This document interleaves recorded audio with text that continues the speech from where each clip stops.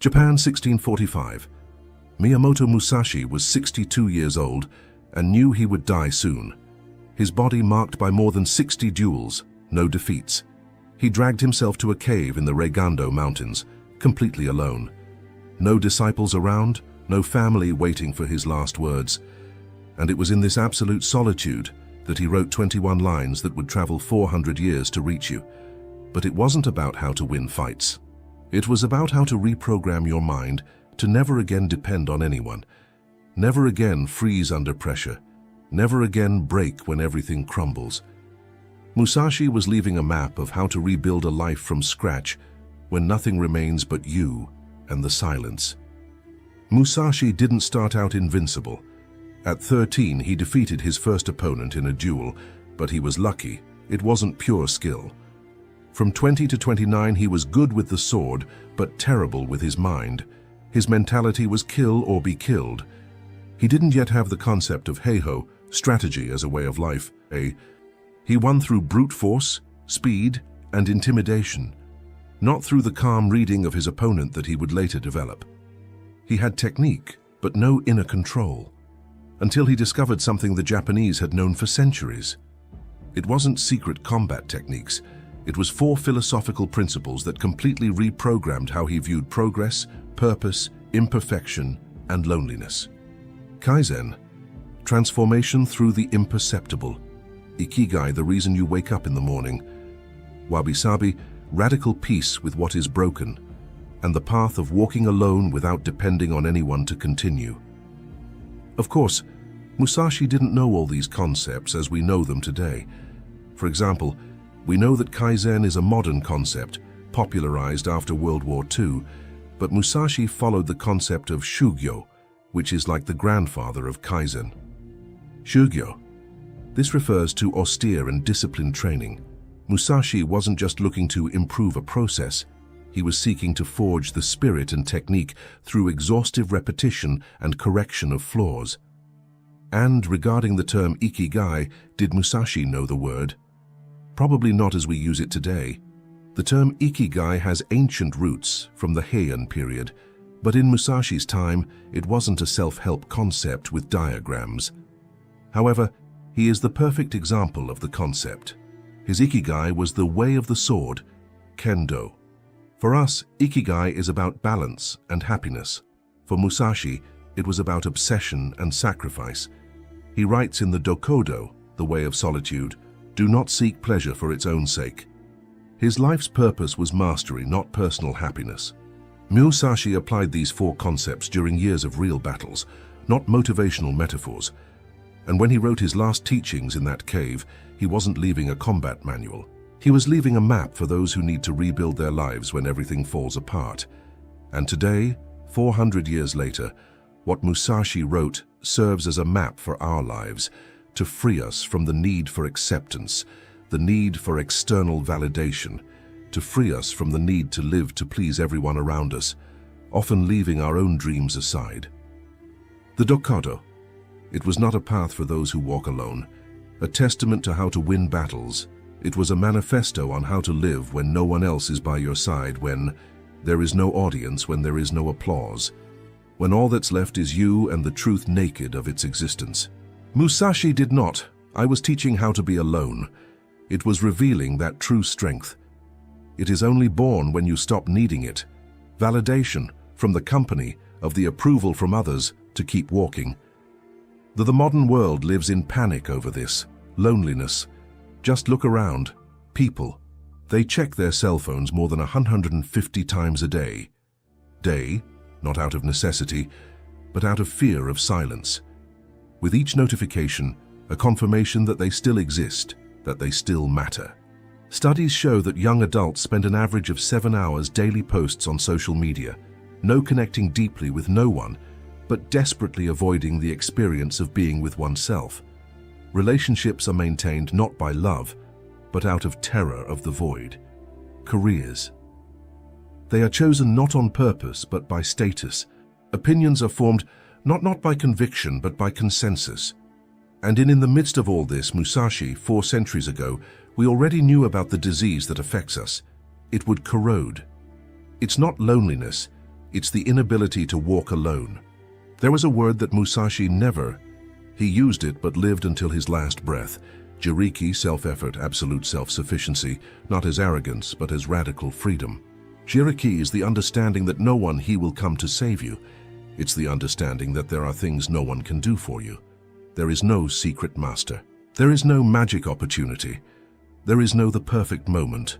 There's only you, the path ahead, and the choice to give the next step or remain still waiting, have someone carry you. Chapter 1. The Collapse. When technique is not enough. Musashi was approximately 28 or 29 years old when he faced Sasaki Kojiro, considered the best swordsman in Japan. Kojiro was technical, precise, perfect. His movements were calculated with mathematical precision. Musashi was chaotic, improvised, unpredictable, and Musashi won.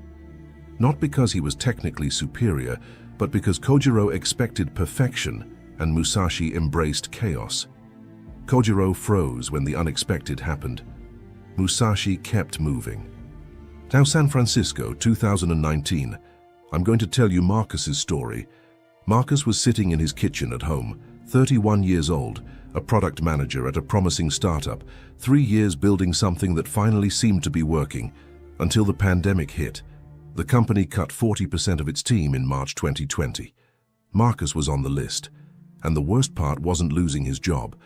It was realizing that his entire identity was built on that position. Without that position, who was Marcus? His girlfriend Rebecca tried to support him in the first few months, but Marcus was paralyzed. He sent out resumes non-stop, always waiting for the perfect job, the ideal salary, the right company. Weeks went by without a response. Marcus had all the skills. He knew how to pitch to investors, how to build products, how to lead teams. But when the real pressure came, he broke. He made bad decisions, gave up halfway through, and depended on external validation to continue. And now he was there alone, realizing what Musashi realized at age 20. Knowledge without mental control is like a sword without a hilt. You can't hold it. Rebecca left in June, not because Marcus lost his job, but because he lost the ability to move forward. She grew tired of seeing someone with so much potential sink into self-pity. In the first months after the breakdown, Marcus tried the obvious path, massive doses of motivation. He watched videos of motivational speakers yelling at him to wake up at 5 a.m., work out, take a cold shower, and conquer the day. It worked for 3 days. On the 4th day, he would wake up at 11, do nothing, and feel worse than before, because motivation is cheap fuel. It burns quickly and leaves you feeling emptier. Marcus needed something structural, something that would change not what he did, but how he thought. And that's when he found an abandoned book in a cafe, The Way of the Lone Warrior, about Musashi and the principles he applied to never lose again. Marcus opened to the first page and read something that paralyzed him. Accept everything as it is. Never stray from the path. Respect Buddha and the gods, but do not count on their help. Think lightly of yourself and deeply of the world. Marcus turned the page and began with the first principle. Chapter 2. Kaizen, the Invisible Reconstruction. When Musashi was 13 years old, he defeated his first opponent, Arima Kihei, an adult and experienced samurai. Musashi won, but not through refined technique. He won through brutality, instinct, and luck. He threw Arima to the ground and beat him with a piece of wood. It wasn't elegant, it wasn't honorable, it wasn't what the masters taught. It was chaotic and desperate, and Musashi knew it. In the following years, he won more duels. At 16, he defeated Tadashima Akiyama and his 3 disciples in Tajima. But these early victories created a dangerous problem. Musashi began to believe that brute force and courage were enough. That technique didn't matter as much as the will to win.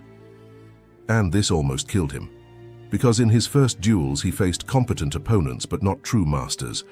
When he began to face swordsmen from established schools, he realized something brutal. He won, but by increasingly smaller margins. He was surviving, not dominating. At 21, Musashi faced Yoshioka Seijuro, leader of the prestigious Yoshioka school in Kyoto. It was the most important duel of his life up to that point. and Musashi won by breaking Seijuro's arm with a bokken strike. But he left the duel knowing that he had won through aggression, not mastery. And that against an even better opponent, aggression would not be enough. It was there that Musashi realized, great leaps in skill don't happen. Mastery is built through microscopic adjustments, obsessively repeated. After that duel, Musashi completely changed his approach. He stopped trying to master dozens of new movements simultaneously. He chose a single principle, a single movement, a single concept, and he trained that for weeks, sometimes months. This was Kaizen before it had a name. Transformation through daily improvement, small changes that the brain cannot resist, so constant that they become inevitable. Between the ages of 21 and 29, Musashi perfected this approach. While other samurai trained trying to constantly learn new techniques, Musashi took a single principle, timing, distance, posture, and refined it 1% per day for months. And when he finally faced Sasaki Kojiro at age 29, considered the best swordsman in Japan, Musashi won not because he was stronger or faster. Musashi won through psychological strategy and by mastering every micro-movement. Marcus read that and his first reaction was ridiculous. He needed big, fast results. He needed a new job, money coming in, validation that he was still capable. But he was desperate enough to try. First week, Marcus didn't try to find a job yet. He didn't create a perfect resume. He didn't do aggressive networking. He committed to something absurdly small, opening LinkedIn for 2 minutes a day, just opening it. No pressure to send resumes, no expectations, no judgment. Just looking. It seemed pathetic, but he did it. Second week, still 2 minutes, but now he was reading a job posting. Any job posting. He didn't need to apply, it didn't need to be relevant. Just read. Third week, he started updating his profile, one line at a time. It could be changing a comma, adding a word, correcting a space. It didn't matter. What mattered was the daily movement, not its size. On the 24th, Marcus sent an application, not because someone forced him, not because he watched a motivational video, but because the resistance had disappeared. His brain no longer saw it as a threat. It was just the natural continuation of a microscopic habit that had been running for weeks. Musashi did this with the sword for years after his duel with Kojiro. He never stopped training, but he never tried to change everything at once. One adjustment at a time, one principle at a time, one movement at a time. And in the end, the distance between him and any other swordsman was impossible to close. Not because he was born with divine talent, but because he never stopped moving. Even at 60 years old, shortly before his death, Musashi still practiced basic movements daily. Not to learn something new, but to refine what he already knew by 1% more. Marcus started applying Kaizen to everything. Messy apartment? He tidied up a little at a time, and in a week the kitchen was spotless. Out of shape? 10 push-ups a day. In a month, it was 300 effortlessly. Chaotic finances, one account analyzed per day, and so on. Maybe you do the opposite. You look at your life and think, I need to change everything. I need to lose 15 kilos, build a business, learn a new skill, fix my relationship, organize my life. And your brain shuts down because the scale of the change activates the amygdala, the part of the brain responsible for detecting threats. And a big change is interpreted as a threat, so you do nothing. Or you do everything for 3 days and give up because the effort is unsustainable. Kaizen says, forget big leaps, move 1%. But move every day without exception. The secret is not in the size of the action, it's in its unwavering consistency. Chapter 3. Ikigai, the purpose no one tells you. As I said, Musashi won his first duel at age 13, and for the next 16 years, from 1597 to 1613, he became a killing machine. He traveled throughout Japan on a warrior pilgrimage, hunting opponents to test his strength. At 21, he destroyed Yoshioka Seijuro, then his brother Denshichiro, and finally the 12-year-old boy Yoshioka Matashichiro, along with dozens of members of the Yoshioka school, at the Battle of Ichijoji Pine. It was a massacre. Musashi was building his reputation through blood. He faced the spear monks of the Hozoin Temple in Nara, considered the best spearmen in Japan. He defeated Shishido Bacon, master of the sickle and chain. Wherever there was a skilled swordsman, Musashi appeared, challenged, and conquered. Samurai feared him, daimyos knew his name. But during all those years between the ages of 13 and 28, Musashi was merely surviving and winning. He didn't understand why. He fought because, in a way, he was good at it. Because it was the only thing he knew how to do. Because winning made him feel alive. After the duel against Kojiro, Musashi did something strange. He stopped accepting new duels. For almost 10 years, between the ages of 30 and 40, Musashi disappeared from the life of duels. Not because he was afraid, but because he realized something brutal. He had won 60 duels, killed dozens of men, built a terrifying reputation, and he was completely empty. Victory without purpose is just noise. He writes in the Book of 5 Rings, "When I reached 30, I looked back on my past. My previous victories were not due to having mastered strategy perfectly." Musashi realized that even having trained incessantly, he had been a talented animal, not a master. It was during that decade, between the ages of 30 and 40, that Musashi began to transform fighting into something greater. He didn't stop training, but he changed his focus.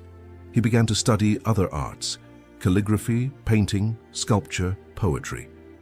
Not as a hobby, but because he realized that the way of the sword was inseparable from the way of life. And it was there that he found what the Japanese would call Ikigai, although he never used that word. Musashi loved studying strategy, the universal principles behind combat. He was exceptionally good at reading opponents, predicting movements, adapting instantly. Feudal Japan needed someone who taught discipline and real control, not just empty techniques. And daimyos paid handsomely for it. Musashi spent the last years of his life serving the Hosokawa clan, not as a warrior, but as a strategist and teacher. This intersection became his guiding principle at age 40, and only at 50, as he himself admits in the Book of 5 Rings, did he finally understand the principle of the way of strategy. Marcus, 3 months after starting Kaizen, had 4 interviews scheduled. But something was wrong. He felt nothing. No anxiety, no excitement, no fear. It was as if he were on autopilot, applying for jobs that paid well but meant absolutely nothing. And that's when he read about Musashi's transformation in Chapter 3 of the book, how Musashi spent 16 years winning without knowing why, until he realized at 30 that victory without purpose is empty. Marcus realized something devastating. He was repeating the pattern. He had never asked himself these questions. He chose a career in tech because it paid well and because everyone in San Francisco was doing it. But he never loved it. He tolerated it. Marcus spent an entire week alone in his apartment, answering the 4 questions with brutal honesty. What did he love? Teaching. Since childhood, he had always been the guy who explained complex things simply. Math to colleagues, business concepts to friends, product strategies to juniors. What was he good at? Structuring processes, taking chaos and transforming it into clarity, taking complexity and simplifying it. What did the world need? People who don't know how to start building something on their own, who have the idea but not the map. What would they pay for? Consulting, mentoring, courses for budding entrepreneurs. Marcus no longer wanted to be a product manager. He wanted to teach people how to build products from scratch, and for the first time in 8 months, he felt something real. It wasn't temporary motivation, it was permanent direction. Ikigai isn't about finding your passion and blindly following it like a dog chasing a car.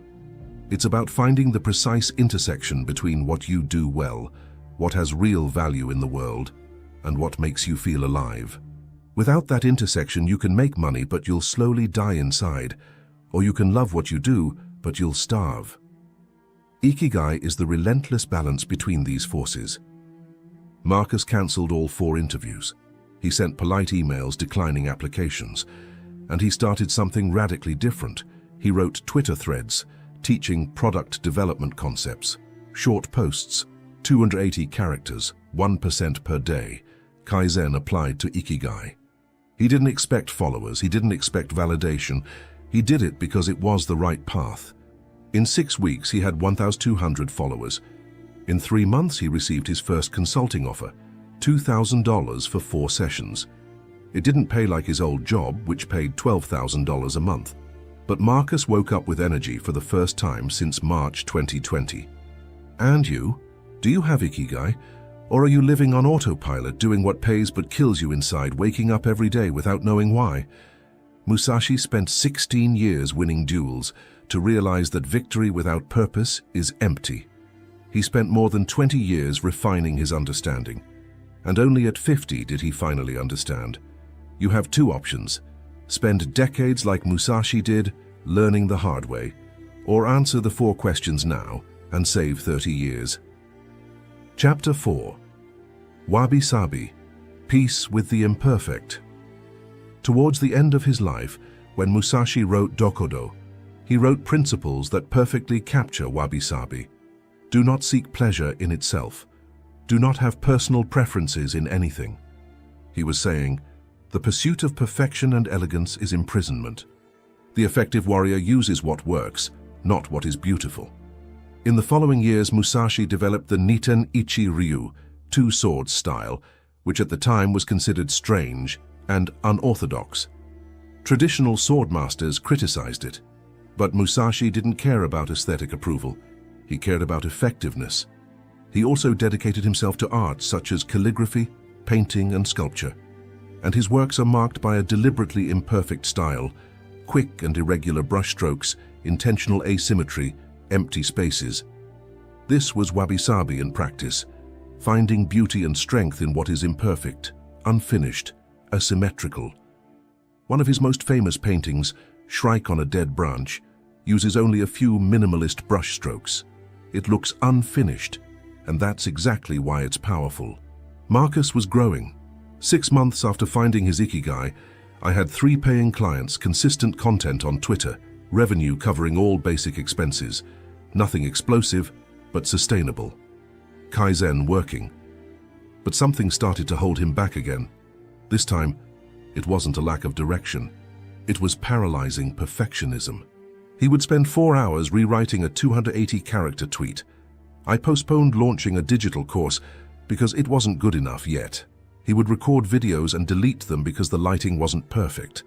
He compared himself to creators who had 100,000 followers and thought, I'll never get there. Why am I trying? And it was there that he read about Musashi versus Kojiro in chapter 4 of the book. How Kojiro lost not despite being perfect, but because he was perfect. How Musashi won not despite being imperfect, but because he accepted imperfection as strength. Marcus realized he was becoming Kojiro, obsessed with technical perfection, paralyzed by the need for aesthetic approval, vulnerable because everything needed to be flawless before acting. Marcus was desperately trying to hide his flaws, the fact that he had been fired, that he had failed to maintain the relationship, that he was starting over from scratch at 31 while former colleagues were being promoted. He thought he needed to pretend he had always been successful, that he had never failed, that he had always known everything so that people would respect him. But Wabi-Sabi, as Musashi demonstrated in the duel, said exactly the opposite. Imperfection is strength, not weakness. Marcus did something that terrified him. He wrote a thread recounting everything: the humiliating dismissal via Zoom, the breakup after 5 years, the 4 months paralyzed, doing nothing, the days crying alone in the empty apartment, the rejected job applications, the dwindling bank account, and he posted it at 11 p.m. on a Thursday, without editing 50 times, without asking anyone's opinion. Like Musashi with his crude ore, imperfect but real, and he went to sleep certain he had committed professional suicide. He woke up to his phone exploding. The tweet had 50,000 views, 800 comments, and almost all of them said the same thing. Me too. I'm going through this right now. Thank you for being honest. You just described my life. Marcus realized something brutal. People don't connect with your manufactured perfection. They connect with your honest imperfection, because everyone has cracks, and when you hide yours, they feel alone in theirs. But when you show them, they breathe a sigh of relief. It's not just me. Wabi-Sabi isn't about accepting mediocrity and ceasing to improve. It's about accepting that effectiveness matters more than aesthetic perfection, Musashi could have waited years to perfectly master 2 swords before using them in a duel, but he used them imperfectly and refined them as he fought. Marcus stopped postponing the course. He launched the first imperfect version, 4 lessons recorded on his cell phone, slides on free Canva, audio with background noise, like Musashi's wooden paddle, and he sold it to 12 people at $97 each, 1,164, and he used the feedback from those 12 people to improve version 2, which he sold to 34 people, which generated feedback for version 3. Kaizen applied to Wabi-Sabi. Continuous improvement starting from imperfection, not waiting for perfection.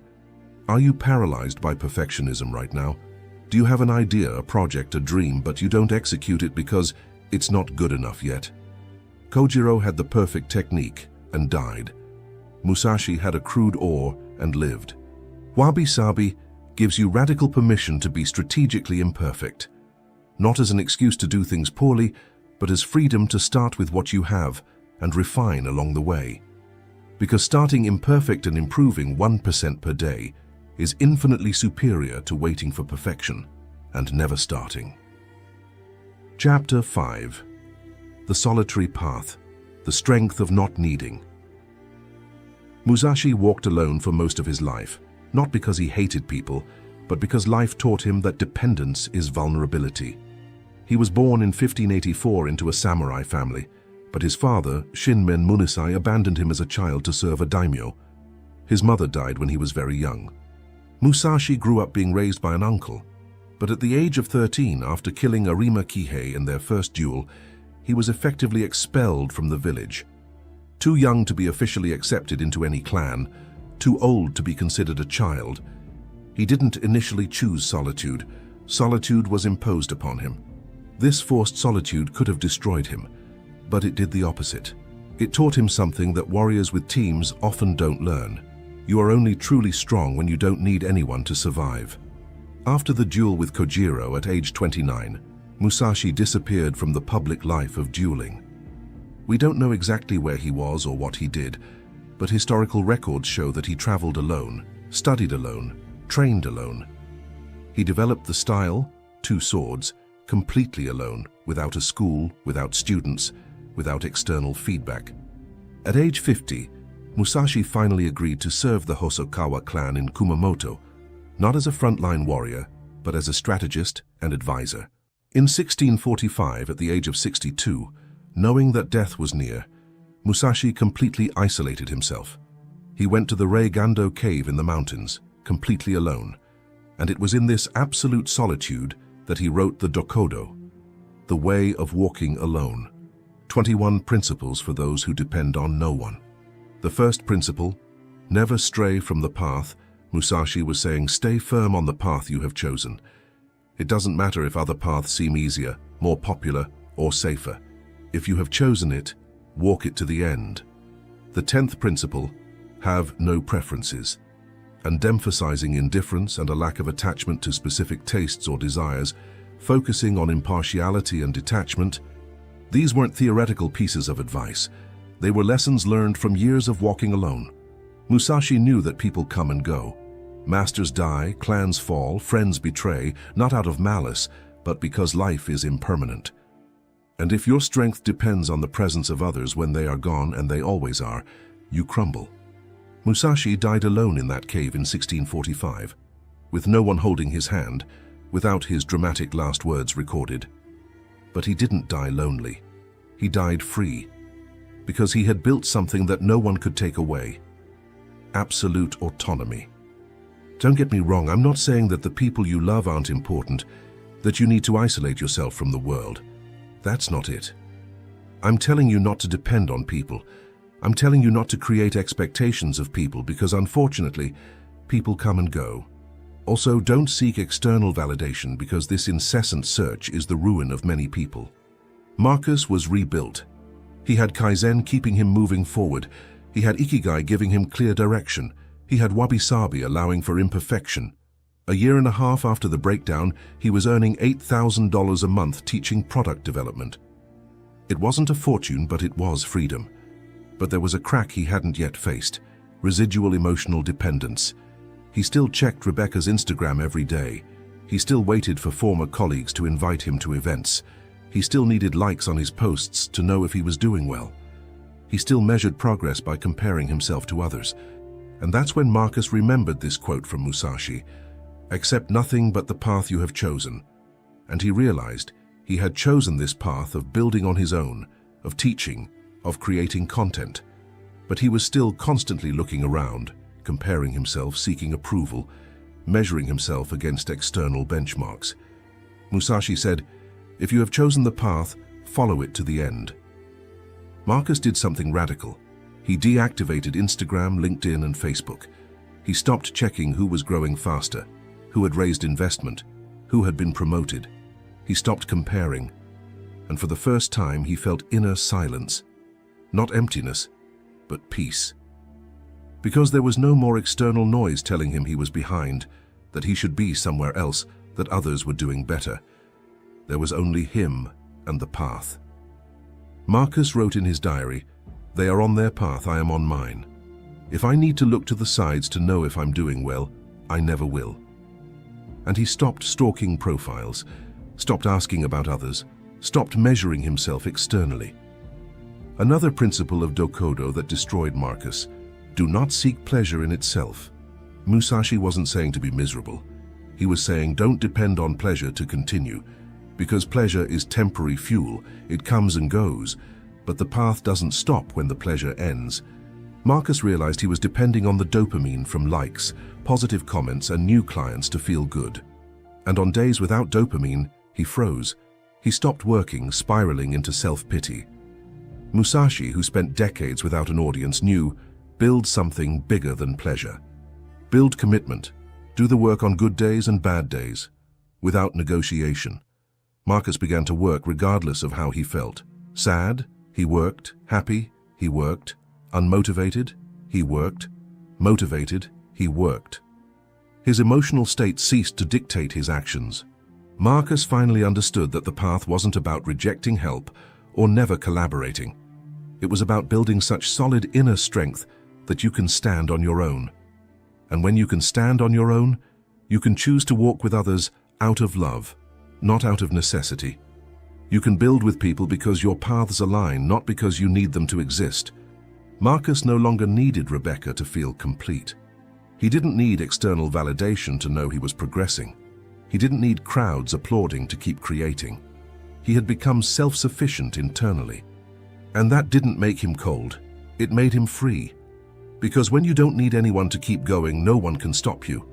That's the ultimate paradox of the solitary path Musashi discovered through years of forced solitude that became a chosen one.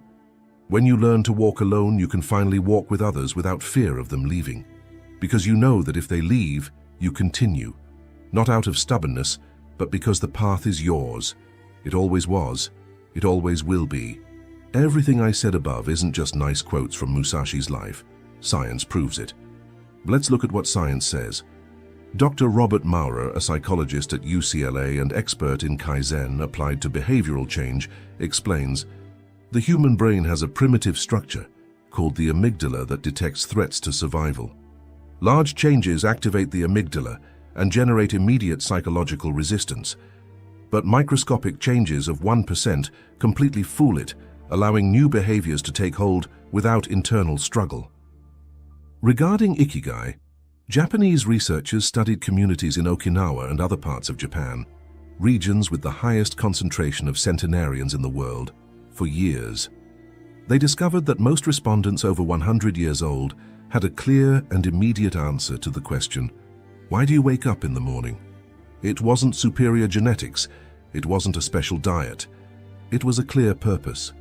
People who didn't have Ikigai had a significantly higher risk of dying from cardiovascular disease, about 50–60% higher than those who did. Wabi-Sabi finds validation in Brené Brown's studies on vulnerability and authenticity. I've discovered that the most fulfilled and connected people aren't the ones who hide imperfections. They're the ones who deliberately show them, because shared imperfection creates real human connection. Manufactured perfection only creates distance and loneliness. And what about walking alone? Neuroscientist Andrew Huberman explains, Self-reliance strengthens the prefrontal cortex, the area responsible for decision-making, emotional control, and resilience. Constant dependence on external validation keeps the amygdala in a state of chronic alert, generating persistent anxiety and weakening the ability to make independent decisions. Musashi didn't understand anything about neuroscience. However, he had 60 real duels, and battles teach what laboratories only confirm. Marcus applied the 4 principles for 24 consecutive months. Kaizen, maintaining a 1% daily improvement. Ikigai, providing unwavering direction. Wabi-Sabi, allowing productive imperfection. And the solitary path, building solid inner strength. And something unexpected happened. Rebecca texted him, not asking him to come back, but saying she had followed his growth from afar and was genuinely proud. Marcus read the message 3 times and felt nothing. No residual anger, no nostalgic longing, no desire to resume. Just peaceful neutrality, because he no longer needed that to feel whole. 2.5 years after the March 2020 collapse, Marcus was earning $15,000 a month, teaching people how to build products on their own, because he applied 1% per day for 9-12 days straight. But there's an important detail about these 4 principles. They can work in isolation, but they are enhanced when combined. These principles need to work together simultaneously, like gears. Kaizen without Ikigai is movement without direction. You go in circles. Ikigai without Wabi-Sabi is paralyzing perfectionism. You never start. Wabi-Sabi without Kaizen is acceptance that turns into complacency. You stop improving, and walking alone without the other 3 is just unproductive solitude. But what happens when you combine all 4? When you move 1% each day towards your Ikigai, accepting imperfection along the way, without depending on anyone to validate the process, you become unstoppable, not invincible. Musashi died like any human, but unstoppable, because nothing external can stop you when everything you need to continue is within you. So here's exactly what you're going to do. First, choose an area of your life that is completely stuck right now. Not all areas, just one. Career, health, relationships, finances, creativity. 1. And apply Kaizen. What is the smallest possible move you can make in that area today? Not the ideal move, not the impressive move, the smallest. If it's a stuck career, it's not creating the perfect resume. It's opening LinkedIn for 2 minutes every day. If it's health, it's not going to the gym 5 times a week. It's doing 10 push-ups a day. Do that movement today, and tomorrow, and the day after, without increasing it until it becomes an unconscious habit. Second, answer the 4 Ikigai questions with radical honesty, not with what seems impressive. What do you genuinely love to do, even without getting paid? What are you objectively good at that people recognize? What does the world around you really need right now? What would people pay real money for? The intersection of these 4 answers is your true north in a professional sense, as I've explained in older videos. Not what your parents want, not what the market glorifies. Yours. Third, stop waiting to be ready to start. Wabi-Sabi gives you radical permission. You will never be ready. Start imperfect. Launch the ugly version of your product. Publish amateur content. Start the uncomfortable conversation. And use the brutal feedback of reality to improve 1% per day. Perfection is prison. Improving imperfection is freedom. Fourth, cut off an emotional dependency today. I ask you, are you building with people or depending on them to feel whole? Stop checking the social media of ex-girlfriends or ex-boyfriends. Stop measuring your progress by comparing yourself to others. Stop waiting for external validation to know if you're doing well. Build such solid inner strength that you can stand completely alone. And when you achieve that, you can choose to walk with others out of love, not out of need. Marcus didn't become a different person in 2 years. He simply systematically reprogrammed how he viewed those 4 pillars. And you can do exactly the same. Not in a day, not in a week, but 1% per day, Kaizen applied, for 365 days, puts you in a completely different universe. The final question is, will you wait for life to force you to change as it forced Musashi and Marcus? Or will you start today with a microscopic movement and let time and consistency do the rest. Musashi died alone in that cave in 1645. But he didn't die lonely. He died free. Free from needing validation, free from needing an audience, free from freezing under pressure. And that freedom he achieved through years of applying those principles has remained intact for 400 years. It reached Marcus in 2020. And it's reaching you now. Take advantage of it. Live that freedom. Build your future. If you've watched this video this far, thank you so much for your attention. Start applying these 4 principles and watch your life change radically. Again, thank you for your time. See you in the next video.